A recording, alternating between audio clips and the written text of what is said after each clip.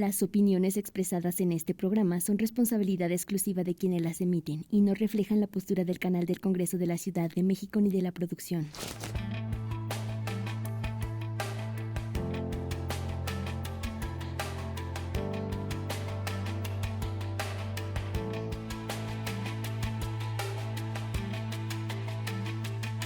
¿Qué tal? Les habla Jorge Armando Rocha. Bienvenidos a Perfiles. Vamos a conversar con Víctor Varela, del Grupo Parlamentario de Morena, un hombre de la izquierda progresista, un hombre que ha acompañado las causas de esa expresión desde el PRD y bueno, pues tiene mucho que aportar, sobre todo también en este momento en donde ha sido de los impulsores del sistema de cuidados. Pero vamos a conocer algo más de este legislador, Víctor Varela. Originario de Iztapalapa, Víctor Gabriel Varela López es actualmente diputado local en el Congreso de la Ciudad de México y miembro activo de Morena. Con amplia experiencia en el ámbito legislativo y en el sector partidista, Varela López es considerado un luchador socialista de izquierda que vela por los derechos del pueblo y para el pueblo. Su carrera política se ha caracterizado por defender los derechos de quien menos tiene. Diputado de Morena, Víctor Varela, muchas gracias por estar con nosotros, muchas gracias por esta conversación.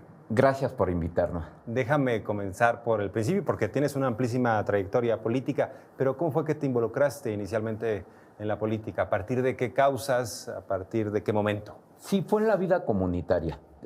Yo toda mi adolescencia me desarrollé. Crecí en la colonia Miravalle, que es vecina de la histórica San Miguel Teotongo, que es la cuna de Clara Brugada, donde actualmente yo vivo. Con una historia de lucha popular organizada de los vecinos muy amplia. Y en el caso de Miravalle, un control del PRI absoluto. En la época en que el PRI hacía fraudes en todo y para todo. San Miguel Teotongo era un ejemplo, una excepción de la lucha en contra del PRIsmo. Era la única colonia en toda la zona y creo que en toda la alcaldía que no ganaba el PRI la representación vecinal. En mi caso, la primera vez que participo, sabemos que el PRI es el PRI que gana a como dé lugar. En Miravalle hay 120 manzanas que habían en una elección de presidente de colonia, en donde solamente los jefes de manzana participaban. Teníamos muy calculado, muy contado todo, 80 jefes de manzana estaban con nosotros en la planilla en contra del PRI y solamente poquitos más de 40 con ellos. El día de la elección salen más de 200 votos. Entonces fuiste víctima de fraude electoral. Sí. ¿Qué sentiste en ese momento? Recuerdo que una de las anécdotas de López Obrador era que un campesino, después del fraude de 2006, en donde gana la elección, pero pues sabemos que hay una operación de Estado para revertir su victoria, la victoria de la izquierda, y un campesino le dice, ganaste, pero no saliste, ¿no? Sí, exactamente, es eso. O sea, saber que sí se puede convencer, que sí se puede ganar la voluntad popular, pero hay que ponernos muy abusados en el conteo, en la elección misma. Y otra cosa, que hay que ganar por mucho. Pero hoy, en el mundo al revés, el PRI asegura que Morena está haciendo fraude. Sí, no, se lo dije en tribuna en la pasada sesión de la permanente, en la semana pasada. O sea, el PRI y el PAN le quedan de dos. Lo que hizo en Coahuila, comprar el voto, hay evidencias y se van sofisticando en eso. Hasta códigos QR y transferencias bancarias, en fin, se van sofisticando. El PRI le quedó eso, comprar el voto en una elección intermedia en donde la gente tal vez no valora tanto el futuro del país o del Estado, pues porque es el Congreso o son ayuntamientos y la gente todavía cambia su voto por alguna dádiva. O hacer fraude. Hacer fraude es otra de sus opciones. Y la tercera es desaparecer, como le pasó al PAN. O sea, el caso de Coahuila es ejemplar. El PRI compró votos y ganó los 16 distritos y el PAN va a desaparecer porque no compró votos. O sea, ese es el destino de la derecha. Y ellos son los que han hecho fraudes toda la vida, te comento, nosotros en Miravalle, desde la jefatura de Manzana hasta la colonia, sufrimos fraudes. Tardamos mucho en ganarle. ¿Y cómo es ese tránsito que tienes para convertirte por primera vez en diputado local? Porque has sido muchas veces legislador, tanto en la Ciudad de México como federal. Pero entiendo que llegaste en el tiempo en el que López Obrador era jefe de gobierno, por primera vez como diputado. Sí, claro. O sea, precisamente en la participación en el entonces PRD, que éramos de izquierda todavía, con Clara, con Claudia, con Martí, con Obrador, en la ala más radical del PRD comenzamos a tener una actividad muy fuerte. En el 97, cuando Obrador era presidente del PRD, yo coordino el distrito en la elección para jefe de gobierno, el que gana Cárdenas, y el presidente del PRD era Obrador. Entonces, desde ahí empezamos a saber lo que es ganar una elección. ¿Qué sentiste cuando por primera vez ganó la izquierda? Porque fue también la primera vez en la cual los capitalinos y las capitalinas fueron tomadas en cuenta en lo que hace a la votación. Antes nos ponían a un regente. Yo no me la creía, ¿eh? Yo fui representante general, se llaman, que se cuidan 10 casillas, 10 secciones electorales. Y cuando empezamos a ver las noticias en la tele, ahí con una vecina de la colonia que me tocó cuidar, yo no me la creía. Yo dije, ahorita van a decir que se cayó el sistema. Que siempre no. Que siempre no. O sea, yo todavía en la madrugada pensaba que nos iban a decir que siempre no, que habían habido errores o que habían salido más votos y que siempre no ganaba la izquierda. Todavía en esa elección del 97 me robaron una casilla. Llegó el PRI en una camioneta con logos del IFE y dijo que eran el IFE y se llevaron la casilla. Completa, sí. Completa, sí, se la llevaron, nunca llegó al Instituto Electoral, al distrital, y se perdió. Le dimos una paliza ahí como de 3-1, 50 votos contra 150, y pues, esos 100 votos que se robaron no fue gran diferencia. Eso es de las otras cosas que hemos aprendido. Para ganar, contando que te roben 1 o 2 casillas, un distrito, gana por mucho para que aún con esos robos no te alteren el resultado.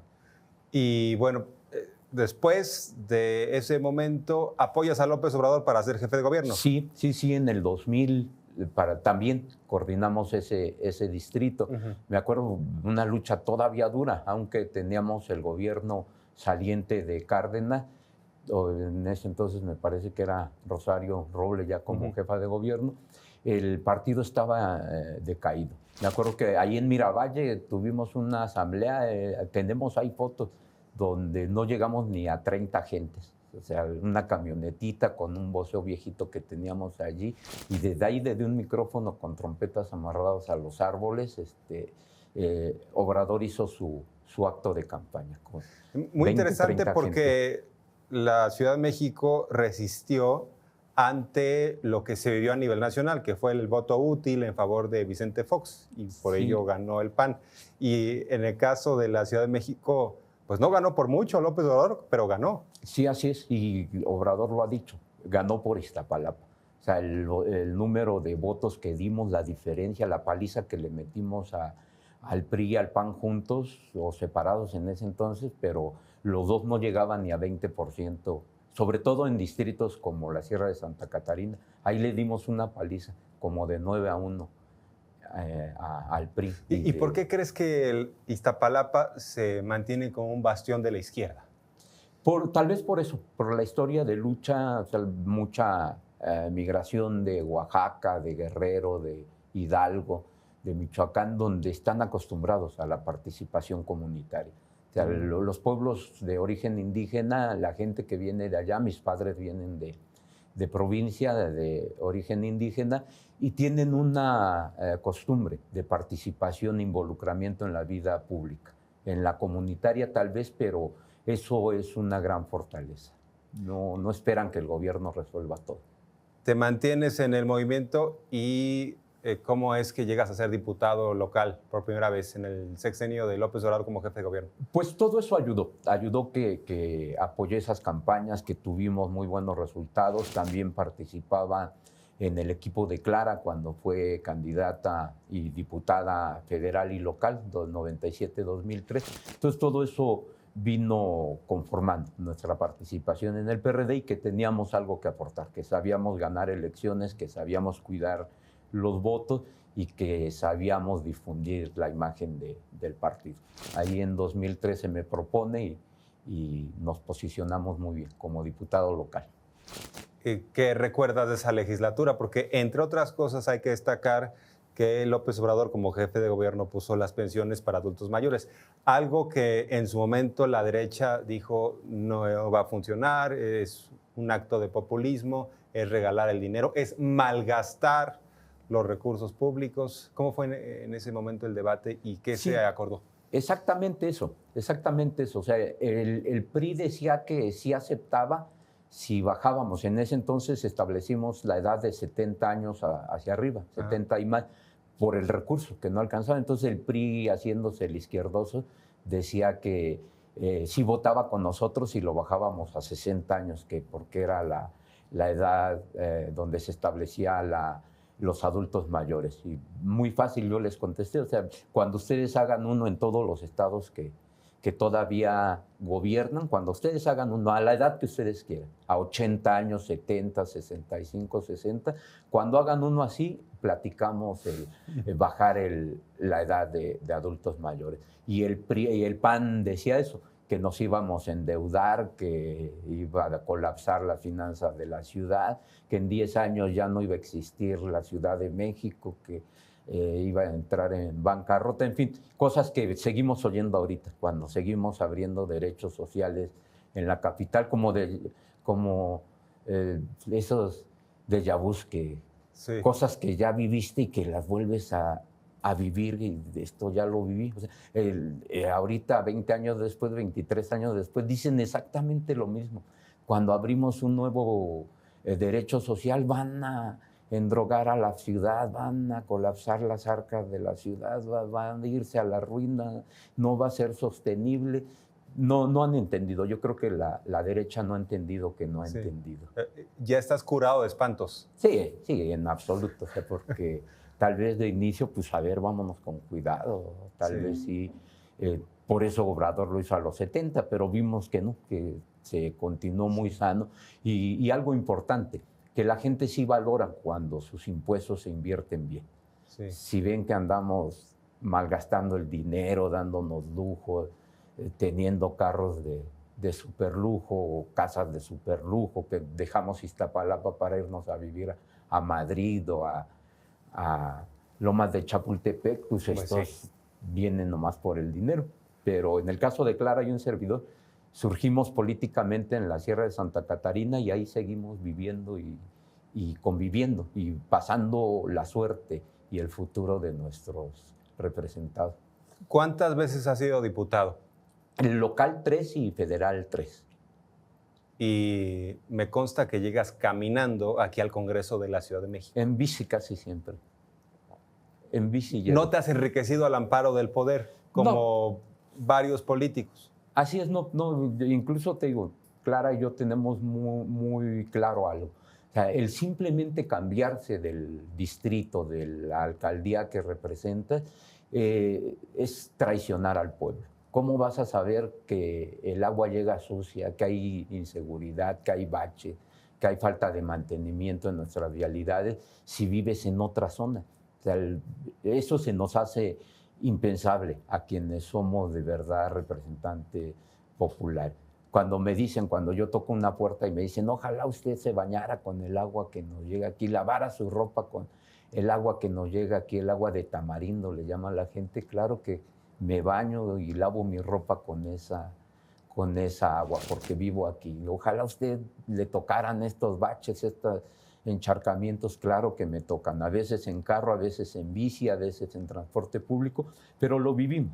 Y precisamente es nuestra agenda, las necesidades que vemos que todavía se viven en nuestra zona. A propósito de la austeridad que se aplica desde la 4T, recientemente sacaron una entrevista falsa a Carlos Monsiváis, en donde, según esto, Carlos Monsiváis asegura que a López Obrador le encanta el dinero. Sí, o sea, es absurdo, o sea, todos lo conocemos, tanto propios como extraños. Yo te cuento una anécdota de una campaña que compartimos con Obrador y Clara. A ver. Cuando acabamos esa visita de Obrador, tal vez era una presidencial, y Clara y yo como diputados o ella como alcaldesa, no recuerdo bien. Nos vas a contar una anécdota porque yo te pregunto sobre la austeridad y sobre estas campañas que hay de desprestigio en donde señalan, por ejemplo, que supuestamente a López Obrador le encanta el dinero y algunos quisieran colocar a todos los políticos en el mismo costal, diciendo todos son iguales, todos son igual de corruptos, a todos les gusta el dinero. Pero nos vas a contar esta anécdota que involucra a López Obrador y a la hoy jefa de gobierno, claro. Sí, acabamos una campaña allá en la Sierra de Santa Catarina como candidatos los tres, y entonces nos pidió que buscáramos algún lugar para comer entre los eventos de campaña. ¿Quién se los pidió a López Obrador? La gente de Obrador, el equipo de Obrador. Entonces nosotros nos queríamos lucir y hasta reservamos un salón en un restaurante cerca de la central de abastos, de poco lujo, donde van los comerciantes de la central, funcionarios de instituciones cercanas, bonito y de cierto lujo.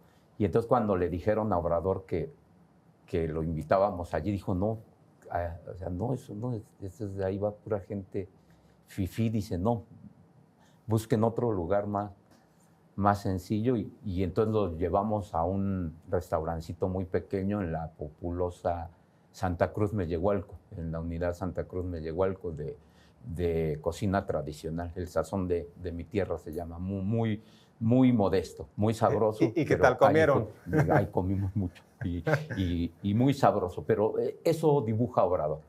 O sea, cualquier otro hasta hubiera visto con cara de fuchi el restaurante bonito de la central de abasto. ¿Cómo ves, por cierto, estas campañas de desinformación, incluyendo lo de narcogobierno, narcopresidenta? Tienen esta narrativa en donde supuestamente están muy preocupados los priistas y panistas por la seguridad, pero ya sabemos cómo nos fue en esos sexenios que gobernaron. Así es, o sea, es hipocresía. Y ya ni siquiera les queda decir nosotros no fuimos así. O sea, todos somos iguales. O sea, ustedes son tan corruptos como nosotros, dice la derecha, pero no, en absoluto. O sea, en el caso de gente que esté involucrada en corrupción, en narcotráfico, en nuestros gobiernos se ha actuado. O sea, se actuó contra los que estaban involucrados en el fraude fiscal, del huachicol fiscal que le llaman. El propio gobierno de Morena los empezó a seguir y pidió las órdenes de captura en Argentina, y nosotros mismos cuidamos que esas gentes no entren. En el caso de Segalmex también se actuó. De Segalmex también se ha actuado. O sea, y también algo que no dice el PRIAN es que son sus abogados de ellos. O sea, los ampareros, los coyotes traficantes de amparo son los que han librado a responsables de Segalmex, de la línea 12, porque nosotros sí los hemos perseguido. Las fiscalías de Morena, de los gobiernos de Morena que han estado persiguiendo estos delitos, han cumplido. Quienes han dado impunidad son los jueces, sobre todo los anteriores.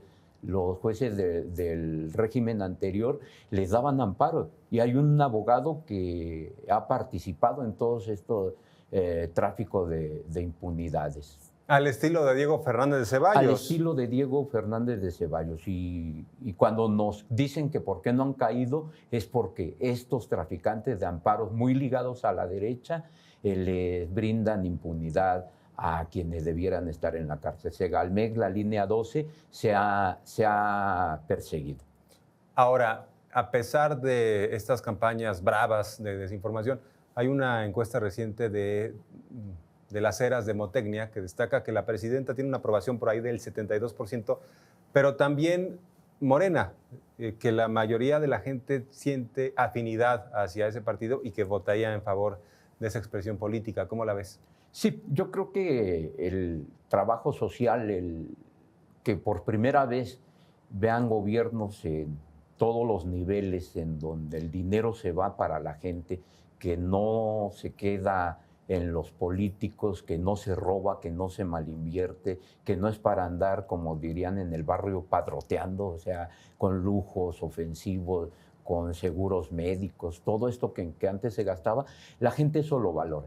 O sea, el que se le lleguen beneficios directos, eso lo valora. El que se haya batido la pobreza, también la gente lo valora. En que por primera vez tengamos gobiernos justos. Y volviendo al otro, o sea, alguien en una campaña me preguntaba, una vecina, ¿y cómo le van a hacer para que no se les metan las ratas a Morena? Y yo les decía, eso es imposible. En nuestra casa, por muy cuidada que la tengamos, una rata, una cucaracha se nos mete. Lo que debemos estar pendientes es que no hagan nido en nuestra casa.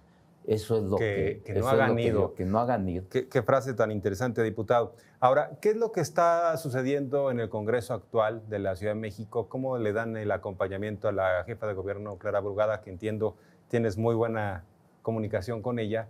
¿Qué es lo que ha pasado en términos de lo más relevante que consideras? Sí, yo creo que de las cosas más importantes, porque la jefa de gobierno lo ha dicho, es el sistema de cuidados. O sea, Clara en diversas ocasiones la he escuchado decir, todas las revoluciones en México y en el mundo le han hecho justicia al hombre, pero a la mujer se le ha olvidado. Y este sistema de cuidados es la revolución de los derechos de la mujer, es la revolución de los afectos. Por primera vez reconocer que gran parte de la economía ha caído en las mujeres. El sistema de cuidados, los servicios de cuidados en nuestra capital representan casi el 30% de la economía. Del Producto Interno Bruto lo generan quienes tienen labores de cuidado, que son las labores de la casa, las labores domésticas, el cuidar a un enfermo, el cuidar a un anciano, el cuidar a un bebé que todavía no se vale por sí mismo, el cuidar a una persona con discapacidad. Todo esto es enorme y ha caído en las mujeres, ha recaído en las mujeres. El trabajo, por ejemplo, del hogar, las mismas vecinas lo dicen. Yo he oído cuando toca la de INEGI preguntando los censos socioeconómicos, ¿quién trabaja aquí?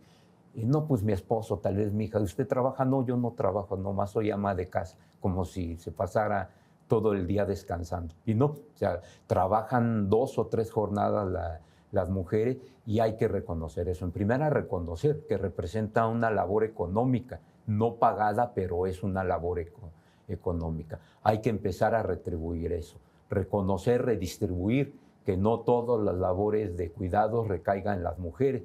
El hombre también hay que entrarle, quitando muchos prejuicios, reducir el tiempo que dedican nuestras vecinas a los cuidados. Ahora, se reconoce ya en la Constitución a las personas cuidadoras, pero ¿de qué manera, diputado, se les va a apoyar? Sí, son diversas cosas. Ya Clara inició el cuidar a quienes nos cuidan, que es un apoyo directo a personas que se dedican de tiempo completo a cuidar. Entonces, la idea de Clara siempre ha sido que los programas tiendan a la universalidad. Es decir, que no sean los más pobres, que no sean los de ciertas colonias o ciertas alcaldías, sino que a todo mundo le llegue el beneficio. Entonces, va a tender a la universalidad de este programa y muchas otras cosas más, programas que ya existen, derechos que ya existen, como el de 0 a 3 años, que es un apoyo que se les da a las madres o tutoras de los niños, es cuidado, porque precisamente es para uno de los sectores que forzosamente requieren cuidados, que es la primera infancia. De 0 a 3 años es cuidado. Todos los apoyos que a nivel de la ciudad y de federal se dan para personas adultas mayores tiene que ver con los cuidados. La etapa en donde ya se empiezan a requerir cuidados, a tener enfermedades crónicas, a tener cierta limitación en su movilidad, va en cuidados. Entonces, es una amplia gama de cuidados. Se tienen que todas las vialidades volver accesibles a personas ciegas, a personas que usan sillas de ruedas, autistas, en fin, todo lo que requieren para ayudarles a cuidar.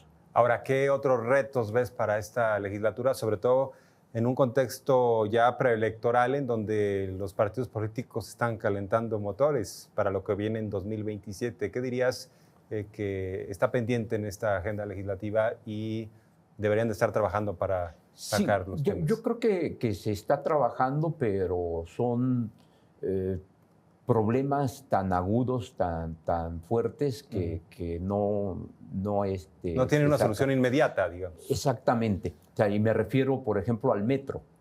Ya en el sexenio de Claudia se renovó casi toda la línea 1. Clara le tocó terminarla, lidiar con los problemas legales que se tuvo con la empresa que se contrató. Ahorita se está adecuando la línea 2 del metro. En fin, se le está dando mantenimiento y se le está dando una inversión histórica. En este año la inversión en el metro rompió récord, pero obviamente no hay dinero que alcance para darle mantenimiento de un trancazo a todo. Y además, algo que ha caracterizado a Clara desde que la conozco, propios y extraños le critican que trabaja. O sea, cuando yo veo fotos de que en el metro hay obra, pues el problema sería que no hubiera obra, ¿no? O sea, que en Zaragoza hay obra para atender los problemas de agua y drenaje. Pues sí, el problema es que no hubiera obra, el problema es que se iba el dinero a otro lado, en el de Mancera, la administración de Mancera, que es la más cercana de la derecha. O sea, ¿qué hizo? ¿Qué obra recordamos?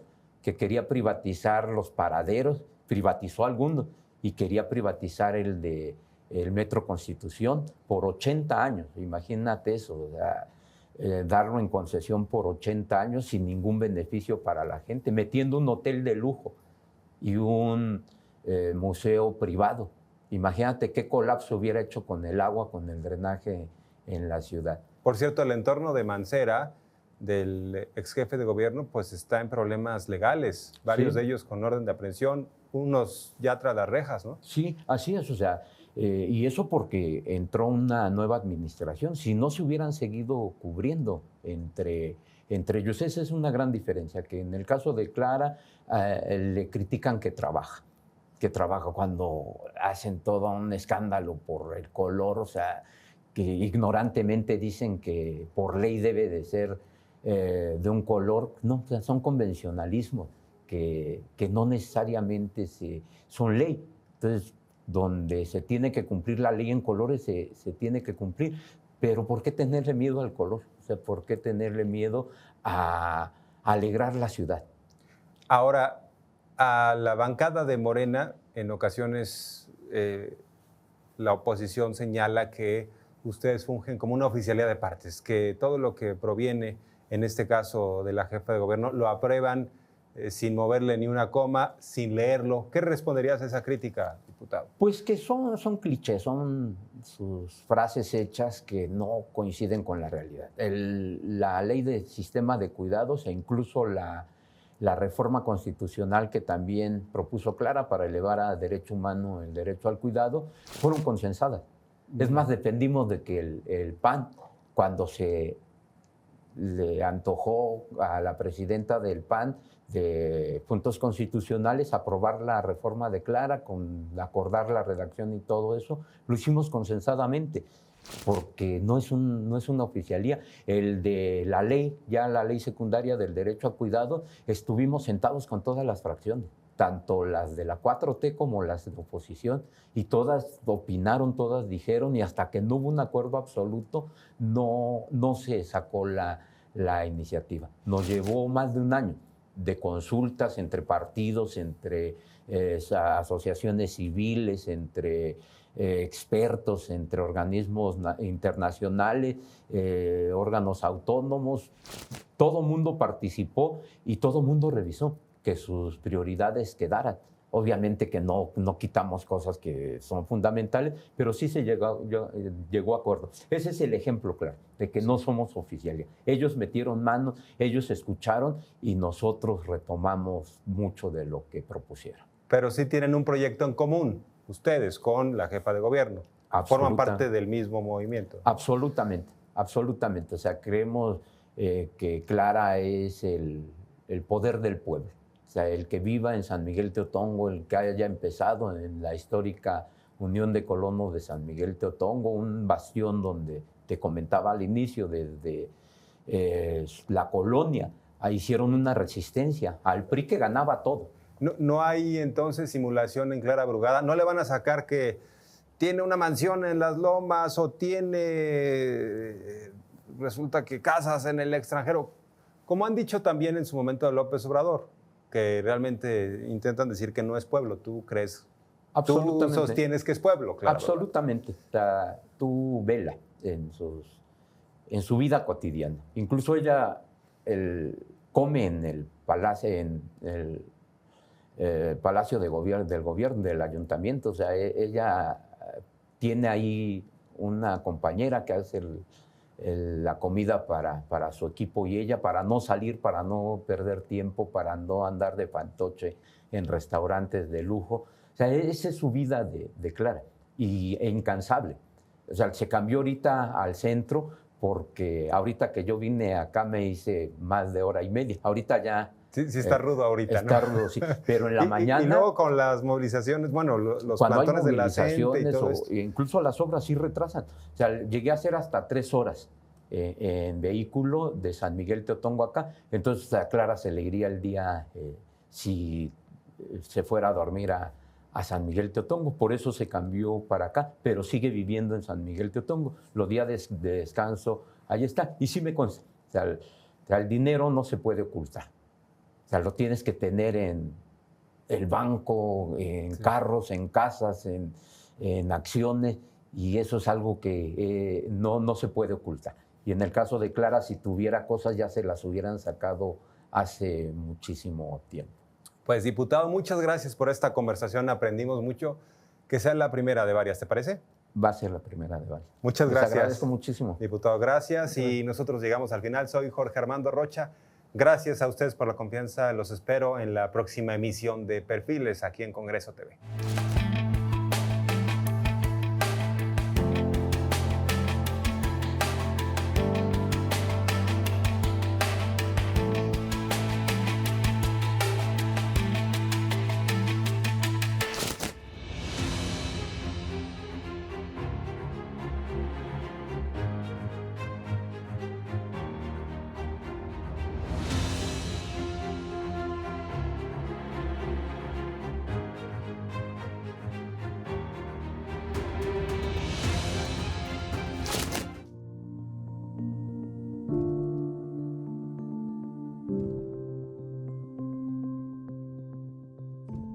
Congreso TV, la señal de la pluralidad, 21.2.